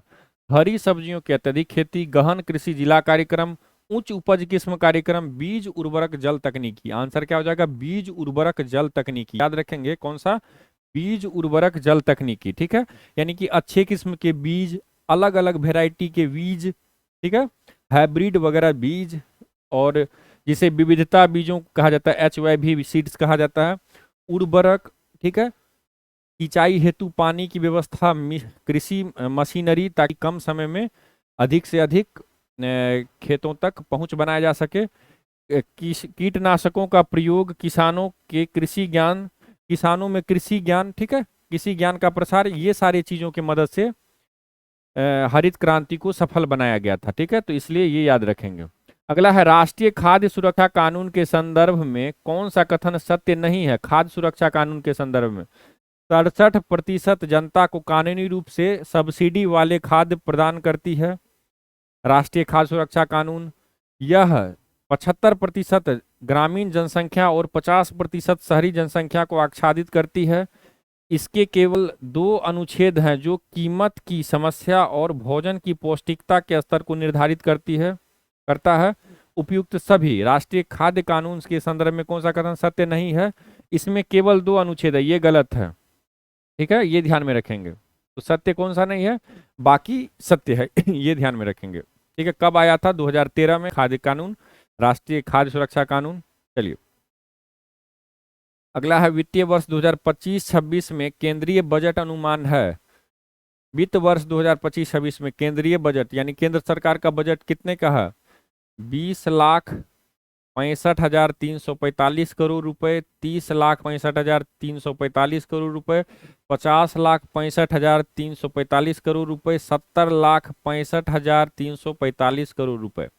आंसर हो जाएगा 50,65,345 करोड़ रुपए। तो ये ध्यान में रखेंगे। प्रति व्यक्ति आय निकालने के लिए राष्ट्रीय आय को भाग दिया जाता है देश की कुल जनसंख्या से, कुल कार्यशील जनसंख्या से, देश के क्षेत्रफल से, या फिर प्रयुक्त पूंजी के परिमाप से। तो राष्ट्रीय आय निकालने के लिए प्रति व्यक्ति आय को किससे भाग दिया जाता है? देश की कुल जनसंख्या से। ये याद रखेंगे, देश की total population of the country से डिवाइड किया जाता है पर कैपिटा इनकम निकालने के लिए।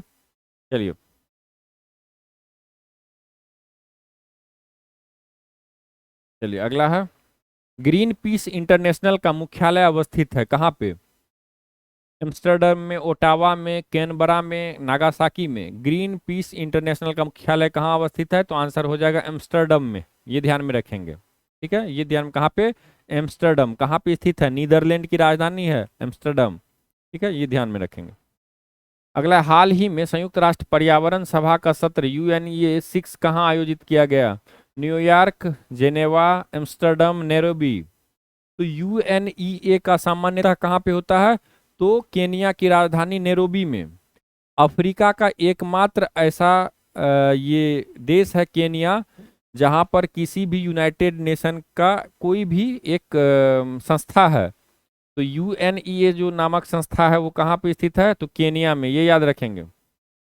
चलिए, अगली बार भी जो आयोजित होगी 8 से 12 दिसंबर 2025 तक UNEA 7, वो भी कहाँ होगी? तो नैरोबी यानी केनिया में। संयुक्त राष्ट्र सतत विकास लक्ष्य SDG सूचकांक 2024 में भारत का कौन सा स्थान है? SD सतत विकास लक्ष्य 100, 109, 111, 123। आंसर क्या हो जाएगा? 109। याद रखेंगे, 64 अंकों के साथ 109 पर। राष्ट्रीय पर्यावरण अभियांत्रिकी शोध संस्थान नीरी की स्थापना कब की गई थी? बहुत इंपॉर्टेंट है। 1948, 58, 68 या 78। आंसर हो जाएगा 1958 में। ठीक है, और DRDO की भी स्थापना याद रखेंगे कब हुई थी? 1958 में। और नीरी की भी स्थापना कब हुई थी? 1958 में। ये दोनों इंपॉर्टेंट है। निम्नलिखित घटनाओं को कालानुक्रमिक क्रम में व्यवस्थित कीजिए तथा नीचे दिए गए कूट से सही उत्तर चुनिए। रियो पृथ्वी शिखर सम्मेलन, ब्रंटलैंड आयोग रिपोर्ट का प्रसारण, मॉन्ट्रियल प्रोटोकॉल का प्रवर्तन, the limit to growth report का प्रकाशन। ठीक है, तो कालानुक्रम से यानी कि काल के अनुसार से, समय के अनुसार से व्यवस्थित कीजिए। तो सबसे पहले, उसके बाद, उसके बाद, उसके बाद। ठीक है, इसमें आपको ध्यान देना है, यहाँ पे आप अच्छे से पढ़ेंगे। The limit to the growth report का प्रकाशन 1972 में हुआ था। ब्रंटलैंड आयोग की रिपोर्ट का प्रसारण 1987 में हुआ था। मॉनिट्रियल प्रोटोकॉल का प्रवर्तन 1989 में हुआ था। और रियो पृथ्वी शिखर सम्मेलन 1992 में हुआ था। ये 4 इंपोर्टेंट है, याद रखेंगे। अगला है, पारिस्थितिकी तंत्र की संकल्पना को प्रस्तावित किया था। The concept of ecosystem was proposed by Tansley, G Taylor, E Huntington ने या फिर डी आर स्टोर्टर्ड ने। आंसर क्या हो जाएगा? टांसले। याद रखेंगे, बहुत इंपॉर्टेंट है। पारिस्थितिकी तंत्र, टांसले। और ए जी टांसले, नाम क्या है पूरा? ए जी टांसले। खाद्य श्रृंखला अर्थात फूड चेन में मानव क्या है? एक निर्माता, केवल प्राथमिक उपभोक्ता, केवल द्वितीयक उपभोक्ता, प्राथमिक तथा द्वितीयक उपभोक्ता। तो मानव दोनों है, प्राथमिक भी है और द्वितीयक भी है, ये याद रखेंगे। ठीक है, शाक सब्जियों का सेवन करने पर प्राथमिक उपभोक्ता है और मांस का सेवन करने पर। निम्नलिखित वृक्षों में से कौन सा वृक्ष पर्यावरणीय संकट माना जाता है? नीम, बबूल, अमलतास, यूकेलिप्टस। आंसर क्या हो जाएगा? यूकेलिप्टस। याद रखेंगे, कौन सा है? यूकेलिप्टस। जैव विविधता को परिभाषित किया जाता है किसी पर्यावरण में विभिन्न प्रजातियों की श्रेणी, किसी पर्यावरण में रोजाना और मौसमी परिवर्तन, एक प्रजाति की दूसरी प्रजाति से भिन्नता, भौतिक घटकों का किसी पर्यावरण पर प्रभाव। तो जैव विविधता को किससे परिभाषित किया जाता है? किसी पर्यावरण में विभिन्न प्रजातियों की श्रेणी। ठीक है, ये ध्यान में रखेंगे। चलिए, गुरुत्वाकर्षण के सार्वभौमिक नियम का प्रतिपादन किसने किया? Newton, Galileo, Copernicus, Einstein. गुरुत्वाकर्षण के सार्वभौमिक नियम का प्रतिपादन किसने किया है? आंसर क्या हो जाएगा? न्यूटन। याद रखेंगे, सेब गिरा था। चलिए, हवाओं की ऊर्जा होती है केवल स्थितिज ऊर्जा, केवल गतिज ऊर्जा, वैद्युत ऊर्जा, स्थितिज और गतिज दोनों ऊर्जा। हवाओं की ऊर्जा कैसी ऊर्जा होती है? आंसर हो जाएगा केवल गतिज ऊर्जा। याद रखेंगे, हवाओं में गतिज ऊर्जा। लोहे की एक गेंद जिसका पृथ्वी पर भार 10 केजी है, उसका अंतरिक्ष में भार क्या होगा? 10 केजी से कम, 10 केजी से अधिक, ठीक 10 केजी, 0 केजी। आंसर हो जाएगा 0 केजी। याद रखेंगे, 0 केजी। ठीक है, गुरुत्वीय त्वरण 0 होने के कारण वहां क्या होगा? भारहीनता होगी। अनुदैर्घ्य तरंगों का उदाहरण है रेडियो, ध्वनि, एक्स किरण, गामा किरण। अनुदैर्घ्य तरंगों का उदाहरण क्या होगा? अनुदैर्घ्य। याद रखेंगे, ध्वनि तरंग। क्या? ध्वनि तरंग। ठीक है, ध्यान में रखेंगे। पर दूरदर्शन प्रसारणों में ध्वनि संकेतकों को प्रेषित करने में प्रयुक्त तकनीक है। दूरदर्शन प्रसारण में, टेलीविजन ब्रॉडकास्ट में आयाम मॉडुलन, नाड़ी संकेत मॉडुलन, आवृत्ति मॉडुलन, समय विभाजन, मल्टीप्लेक्सिंग। आंसर हो जाएगा आवृत्ति मॉडुलन। याद रखेंगे, कौन सा? Frequency modulation.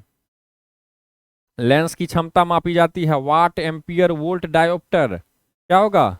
लेंस की क्षमता डायोप्टर में मापी जाती है, डायोप्टर में। याद रखेंगे, किसमें? डायोप्टर में। अगला अगला देखते हैं।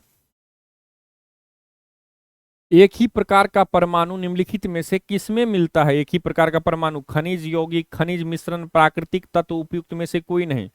एक ही प्रकार का परमाणु किसमें मिलता है? आंसर क्या हो जाएगा? प्राकृतिक तत्व। ठीक है, ये ध्यान में रखेंगे। जल स्रोतों में जल के भौतिक रासायनिक लक्षणों में परिवर्तन होने का कारण क्या है? जलीय बृहत्पादप, जलीय कवक अपशिष्ट, वाष्पन, वाष्पोत्सर्जन। भौतिक रासायनिक लक्षण में परिवर्तन जल स्रोतों में क्यों पाई जाती है? तो अपशिष्ट के कारण, ये याद रखेंगे।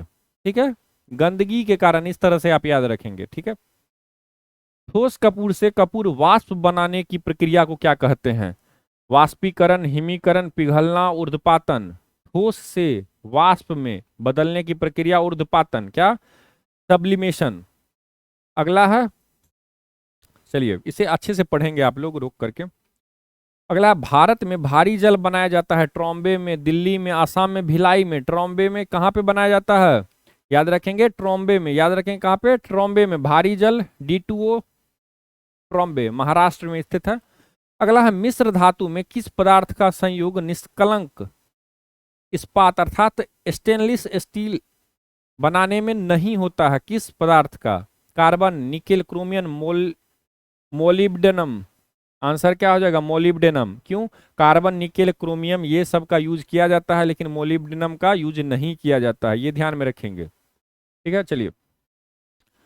खारे पानी को शुद्ध पानी में परिवर्तित करने की प्रक्रिया को क्या कहते हैं, प्रस्वेदन, उत्फुलन, विद्युत पृथक्करण, उत्क्रम परासरण।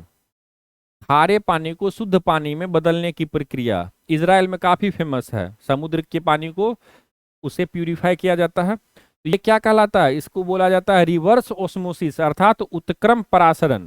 ठीक है, ये ध्यान में रखेंगे। जंतु विज्ञान अध्ययन करता है किसका, केवल जीवित जानवर, केवल जीवित वनस्पति, जीवित और मृत जानवर दोनों का, जीवित व मृत वनस्पति दोनों का। जंतु विज्ञान यानी जूलॉजी किससे डील करता है, जूलॉजी डील करता है जीवित और मृत दोनों जानवरों का। जूलॉजी में याद रखेंगे जानवरों का, जीवित और मृत दोनों। ठीक है, अरस्तु को जंतु विज्ञान का जनक कहा जाता है। हड्डियों का अध्ययन विज्ञान की किस शाखा के अंतर्गत होता है, जियोलॉजी, सेरोलॉजी, ओरोलॉजी, ऑस्टियोलॉजी। हड्डी का अध्ययन ऑस्टियोलॉजी, याद रखेंगे किससे, ऑस्टियोलॉजी, याद रखेंगे हड्डी का अध्ययन ऑस्टियोलॉजी। एपीफाइट्स वे पौधे हैं जो अन्य पौधों पर निर्भर है, यांत्रिक अवलंबन के लिए, छाया के लिए, जल के लिए, भोजन के लिए। यांत्रिक अवलंबन के लिए यानी कि मैकेनिकल सपोर्ट के लिए, याद रखेंगे। अगला है निम्नलिखित में से कौन से जीव में रक्त नहीं होता किंतु वे सांस लेते हैं, हाइड्रा, तिलचट्टा, केचुआ, मछली। आंसर क्या हो जाएगा, आंसर हो जाएगा हाइड्रा, उसमें रक्त नहीं होता है लेकिन वे सांस लेते हैं। सिलेंट्रेटा संघ का प्राणी है हाइड्रा, ये ध्यान में रखेंगे। एक परजीवी पर दूसरे परजीवी के आश्रित रहने को कहते हैं, सहजीविता, उप परजीविता, आंतरिक परजीविता, बाह्य परजीविता। आंसर क्या हो जाएगा, एक परजीवी पर दूसरे परजीवी के आश्रित रहने को क्या कहा जाता है, उप परजीविता, सब पैरेटिज्म। ठीक है, ये याद रखेंगे। ठीक है, यहाँ पे एक्सप्लेनेशन पढ़ेंगे। निम्नांकित में से कौन सा कीट नहीं है, कीड़ा इंसेक्ट नहीं है, खटमल, मकड़ी, घरेलू मक्खी, मच्छर, कौन सा कीट नहीं है।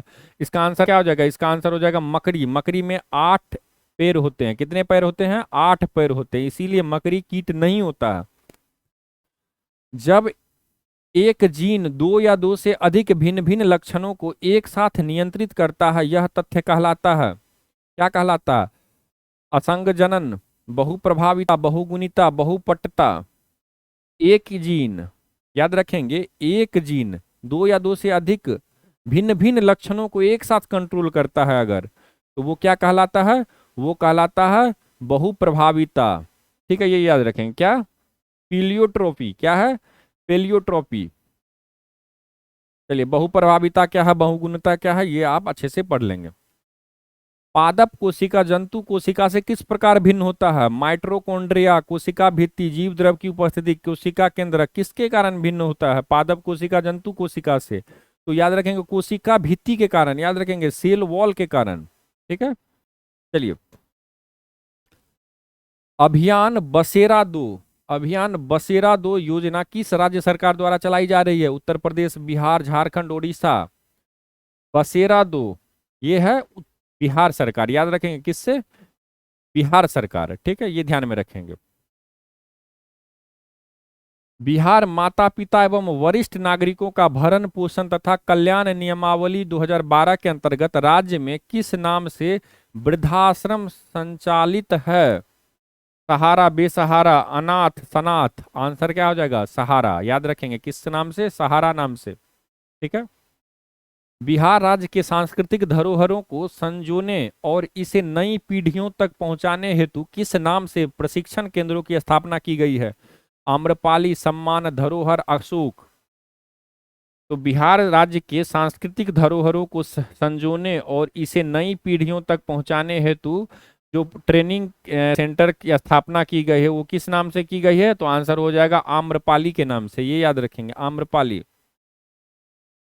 भारतीय वाणिज्य एवं उद्योग महासंघ FICCI द्वारा आयोजित फिक्की ट्रफ 2024 14वां ग्लोबल स्पोर्ट्स समिट के दौरान नई दिल्ली में किस राज्य को इमर्जिंग स्टेट इन स्पोर्ट्स पुरस्कार से सम्मानित किया गया है? पंजाब, हरियाणा, बिहार, झारखंड।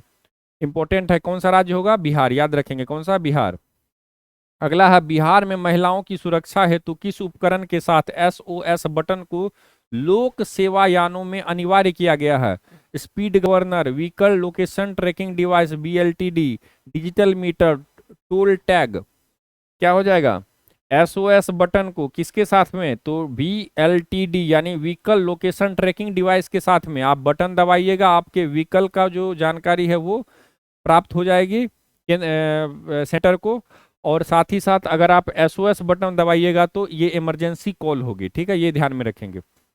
यहाँ पर आपको दिया गया है, बिहार सरकार की हर घर बिजली लगातार योजना मुख्यतः किस क्षेत्र पर केंद्रित है? हर घर बिजली, सौर ऊर्जा, औद्योगिक विकास, ग्रामीण घरेलू बिजली आपूर्ति, रेलवे विद्युतीकरण। हर घर बिजली लगातार योजना किससे रिलेटेड है? यह आंसर हो जाएगा ग्रामीण घरेलू बिजली आपूर्ति से। ठीक है, ये ध्यान में रखेंगे। इसका मुख्य उद्देश्य भी पढ़ लें। ग्रुप कैप्टन शुभांशु शुक्ला को किस निजी अंतरिक्ष मिशन के लिए पायलट के रूप में चुना गया है? Axiom mission 4, Gaganyaan, Apollo mission, Artemis mission, Artemis mission. कौन सा मिशन के लिए पायलट के रूप में ग्रुप कैप्टन शुभांशु शुक्ला को चुना गया है? इसका आंसर क्या हो जाएगा? एक्सियोम मिशन, यानी इसे ही X4 कहा जाता है। ठीक है, ये ध्यान में रखेंगे।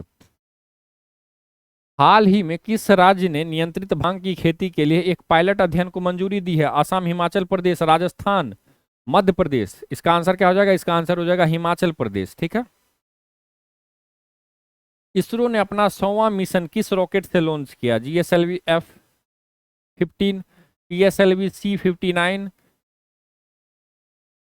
SSLV D3, PSLV C-60। तो 100वां मिशन किस रॉकेट से लॉन्च किया गया? आंसर हो जाएगा GSLV F-15। ये इंपॉर्टेंट है।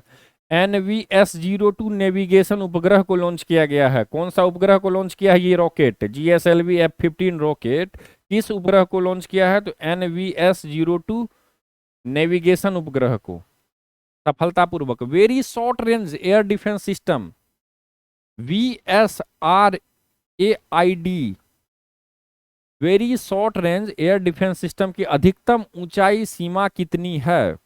6000 feet, 8000 feet, 10,000 feet, 12,000 feet. Answer क्या हो जाएगा? इसका आंसर हो जाएगा 12,000 फीट। ठीक है, ये ध्यान में रखेंगे। DRDO के माध्यम DRDO ने ये किया है, इसका प्रशिक्षण किया है। ठीक है, ये ध्यान में रखेंगे। Very short range air defence system, इसको क्या बोला जाता है? VS यानी वेरी शॉर्ट HORAD। ठीक है, तो इस तरह से याद रखेंगे 12,000 फीट तक की ऊंचाई तक।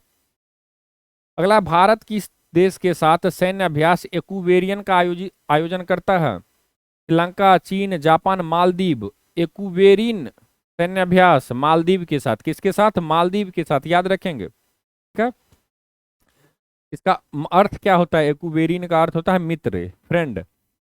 हाल ही में भारत के पहले व्हाइट टाइगर प्रजनन केंद्र को मंजूरी किस राज्य से मिली है? व्हाइट टाइगर प्रजनन केंद्र को भारत का पहला है, इंपॉर्टेंट है। उड़ीसा, मध्य प्रदेश, कर्नाटक, राजस्थान। इसका आंसर क्या हो जाएगा? मध्य प्रदेश। ठीक है, रीवा जिले में। ज्ञान भारतम मिशन का मुख्य उद्देश्य क्या है? ज्ञान भारतम मिशन भारत में डिजिटल शिक्षा को बढ़ावा देना, 1 करोड़ पांडुलिपियों का संरक्षण और दस्तावेजीकरण, नई विश्वविद्यालय की स्थापना, प्राचीन मंदिरों का पुनरुद्धार। ज्ञान भारतम मिशन क्या है? 1 करोड़ पांडुलिपि का संरक्षण और दस्तावेजीकरण। ठीक है, डॉक्यूमेंटेशन। चलिए, विश्व कैंसर दिवस प्रतिवर्ष कब मनाया जाता है? 2 फरवरी, 3 फरवरी, 4 फरवरी, 5 फरवरी। आंसर हो जाएगा 4 फरवरी। याद रखेंगे कैंसर दिवस। इसका थीम याद रखना है 2025 का, united by unique. United by unique. हाल ही में भारत सरकार ने विदेशी नागरिकों के लिए कौन सी नई वीजा कैटेगरी लॉन्च की है? भारत सरकार ने विदेशी नागरिकों के लिए नई वीजा कैटेगरी लॉन्च की है। आगमन वीजा, भारत दर्शन वीजा, भारत गौरव वीजा, आयुष वीजा। आंसर क्या हो जाएगा? आयुष वीजा बहुत इंपॉर्टेंट है। हेल्थ मेडिकल क्षेत्र में विदेशों से काफी लोग आते हैं भारत में ट्रीटमेंट के लिए। तो अब आयुष वीजा के माध्यम से बहुत सारे अन्य जो मेडिकल श्रेणियां हैं उसमें भी अब आपको इलाज की जो है सो सरकार ने ये आयुष वीजा एक प्रकार का कैटेगरी लॉन्च किया है, ठीक है, ये ध्यान में रखेंगे। इसमें है आयुर्वेद, आयुष का फुल फॉर्म याद रखेंगे, आयुर्वेद, योग, ठीक है, प्राकृतिक चिकित्सा, यूनानी, सिद्धि, होम्योपैथी, ये सारे आयुष के फुल फॉर्म को काफी बार पूछा गया, तो आयुष का फुल फॉर्म अवश्य याद रखें, ठीक है। अगला है, किस भारतीय अमेरिकी संगीतकार को हाल ही में ग्रैमी अवार्ड 2025 से सम्मानित किया गया है? ग्रैमी, चंद्रिका टंडन, प्रीति पटेल, अनवर अली, अजय बजाज। आंसर हो जाएगा चंद्रिका टंडन, याद रखेंगे। इनका एल्बम का भी नाम याद रखना है, त्रिवेणी। एल्बम का नाम क्या है? त्रिवेणी, ठीक है। बेस्ट न्यू एज एल्बम की श्रेणी में इन्हें ग्रैमी अवार्ड से सम्मानित किया गया है चंद्रिका टंडन को। अगला है, भारतीय सेना ने पूर्वी कमान के मुख्यालय फोर्ट विलियम का नाम बदलकर क्या रखा है?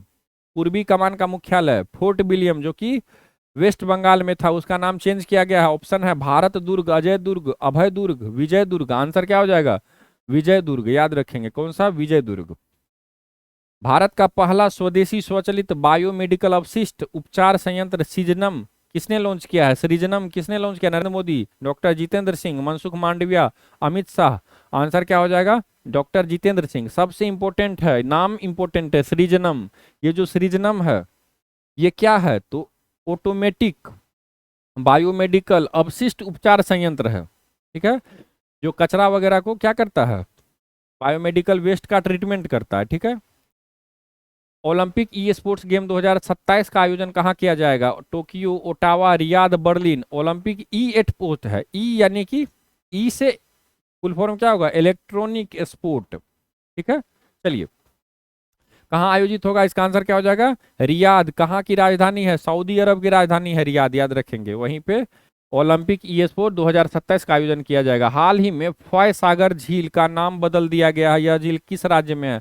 फॉय सागर झील का असम, राजस्थान, तमिलनाडु, हिमाचल प्रदेश। आंसर क्या हो जाएगा? राजस्थान। फॉय सागर राजस्थान, इंपोर्टेंट है, ठीक है। इंजीनियर, अंग्रेजी इंजीनियर फॉय के नाम पे था, इसे चेंज किया गया। कॉन्स्टेंटाइन टेसोलस को हाल ही में किस देश का नया राष्ट्रपति चुना गया है? कॉन्स्टेंटाइन टेसोलस, कॉन्स्टेंटाइन नाम बहुत इंपॉर्टेंट है। Argentina, Uruguay, Finland, Greece. क्या होगा? ग्रीस, याद रखेंगे। Constantine, Greece. भारत के 26वें मुख्य चुनाव आयुक्त के रूप में किसे नियुक्त किया गया? 26वें मुख्य चुनाव आयुक्त राजीव कुमार, नृपेंद्र मिश्रा, ज्ञानेश कुमार, सैयद अकबरुद्दीन। क्या होगा आंसर? भारत के 26वें मुख्य चुनाव आयुक्त कौन बने हैं? ज्ञानेश कुमार। कौन है? ज्ञानेश कुमार, याद रखेंगे। राजीव कुमार का स्थान ले रहे हैं ये ज्ञानेश कुमार। भारत सरकार द्वारा लॉन्च की गई AI फॉर इंटरप्रेन्योरशिप पहल के तहत कितने लाख युवाओं को प्रशिक्षित करने का लक्ष्य रखा गया? Artificial intelligence for entrepreneurship initiative 1 lakh, 2 lakh, 3 lakh, 4 lakh, कितने युवाओं को? आंसर हो जाएगा 1 लाख युवाओं को। हाल ही में किस देश में तमिल कवि और दार्शनिक तिरुवल्लुवर की प्रतिमा का अनावरण किया गया? USA, Japan, Vietnam, Philippines. इसका आंसर क्या हो जाएगा? आंसर हो जाएगा फिलीपींस में। फिलीपींस की राजधानी मनीला, ये भी ध्यान में रखेंगे। तमिल कवि और दार्शनिक तिरुवल्लुवर का ये प्रतिमा का स्टेच्यू का अनावरण किया गया। भारत के पहले ओपन एयर आर्ट वॉल संग्रहालय का उद्घाटन कहाँ किया गया? नई Delhi, Mumbai, Jaipur, Guwahati. Open air art wall संग्रहालय का उद्घाटन कहाँ पे हुआ है? आंसर हो जाएगा नई दिल्ली में, याद रखेंगे। कहाँ? नई दिल्ली के मौसम भवन में। केंद्र शासित प्रदेश दिल्ली की नई CM के रूप में किसने शपथ लिया है? प्रवेश सिंह वर्मा, रेखा गुप्ता, मनोज तिवारी, रवि किशन। आंसर क्या हो जाएगा? रेखा गुप्ता, याद रखेंगे। कौन? रेखा गुप्ता। दिल्ली की उपराज्यपाल कौन है? VK सक्सेना, उन्हें भी याद रखेंगे, VK सक्सेना। हाल ही में चर्चा में रही मिसिंग जनजाति का प्रमुख त्योहार कौन सा है? मिसिंग जनजाति का प्रमुख त्योहार बिहू, हॉर्नबिल, अली रे लिलोंग, लोसार। आंसर क्या होगा? अली रे लिलोंग, ये याद रखेंगे। सबसे बड़ा आदिवासी समुदाय है आसाम का मिसिंग जनजाति, ठीक है, वही मनाता है अली ए लिलोंग फेस्टिवल, ये ध्यान में रखेंगे। अगला है, हाल ही में ओपेक प्लस में कौन सा देश शामिल हुआ? ओपेक प्लस में Iran, Qatar, Brazil, Argentina. Answer हो जाएगा ब्राजील, ठीक है, ये ध्यान में रखेंगे। चलिए, अब ये 22 तेल निर्यातक यानी एक्सपोर्ट कंट्रीज का ग्रुप है, 22 टोटल 22 इसमें मेंबर हैं। ठीक है, ये ध्यान में रखेंगे। हाल ही में किस देश में ने BOBP IGO की अध्यक्षता संभाल ली है? शॉर्ट फॉर्म में दिया हुआ है, ऑप्शन है बांग्लादेश, भारत, मालदीव, श्रीलंका। इसका आंसर हो जाएगा भारत, याद रखेंगे। क्या है ये? बंगाल की खाड़ी अंतर सरकारी संगठन। ठीक है, चलिए। Bay of Bengal, BOB, bay of Bengal. ठीक है, ये याद रखेंगे। अंतर सरकारी संगठन है ये ध्यान में रखेंगे, गवर्नर काउंसिल की। अगला, हाल ही में DRDO और भारतीय नौसेना ने किस नई मिसाइल का सफलतापूर्वक परीक्षण किया? DRDO और भारतीय सेना ने मिलकर के ब्रह्मोस एयर लॉन्च्ड मिसाइल, पृथ्वी 3, नौसेना एंटी शिप मिसाइल, अग्नि 5। इसका आंसर हो जाएगा नौसेना एंटी शिप मिसाइल। ठीक है। हाल ही में केंद्र सरकार द्वारा लॉन्च किया गया आधार गवर्नेंस पोर्टल का मुख्य उद्देश्य क्या है? आधार गवर्नेंस पोर्टल का मुख्य उद्देश्य आधार नामांकन प्रक्रिया को सरल बनाना, आधार प्रमाणीकरण अनुरोधों की अनुमोदन प्रक्रिया को सुव्यवस्थित करना, आधार कार्ड धारकों को नए स्मार्ट कार्ड प्रदान करना, आधार लिंकिंग को अनिवार्य बनाना। इसका मुख्य उद्देश्य क्या है? आधार प्रमाणीकरण अनुरोधों की अनुमोदन प्रक्रिया को सुव्यवस्थित करना। ठीक है।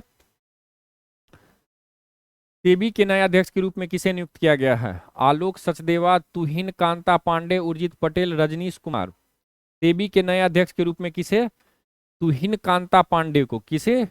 माधवपुरी बुच के स्थान पर, माधवीपुरी बुच के स्थान पर तुहिन कांता पांडे को सेबी के नए अध्यक्ष के रूप में नियुक्त किया गया है, ये ध्यान में रखेंगे। सेबी का फुल फॉर्म पूछा जाता है securities and exchange board of India, ये ध्यान में रखेंगे। अब सारे प्रश्न मैथ से हैं, तो आप लोग इसे अब खुद से स्वयं सॉल्व किए होंगे, मुझे उम्मीद है, क्योंकि टेलीग्राम पे मैंने आपको PDF पहले ही प्रोवाइड कर दिया था। आप लोग आंसर मैच कर लेंगे। क्वेश्चन नंबर 141 का क्या आंसर हो जाएगा? ए 7 घंटा 20 मिनट। 142 का क्या आंसर होगा? ए 36। 143 का क्या होगा? डी 7.5। 144 का क्या आंसर होगा? डी 234। 145 का क्या आंसर होगा? ए 195.5536। ठीक है, यहाँ पे है 36, ये ध्यान में रखेंगे। 146 का क्या आंसर होगा? Fruit jam, D. 147 का क्या आंसर होगा? डी 4। 148 का क्या आंसर होगा? आभूषण। 149 का क्या आंसर होगा? केवल निष्कर्ष एक अनुसरण करता है, डी। 150 का क्या आंसर होगा? मध्य प्रदेश। तो थैंक यू, जय हिंद।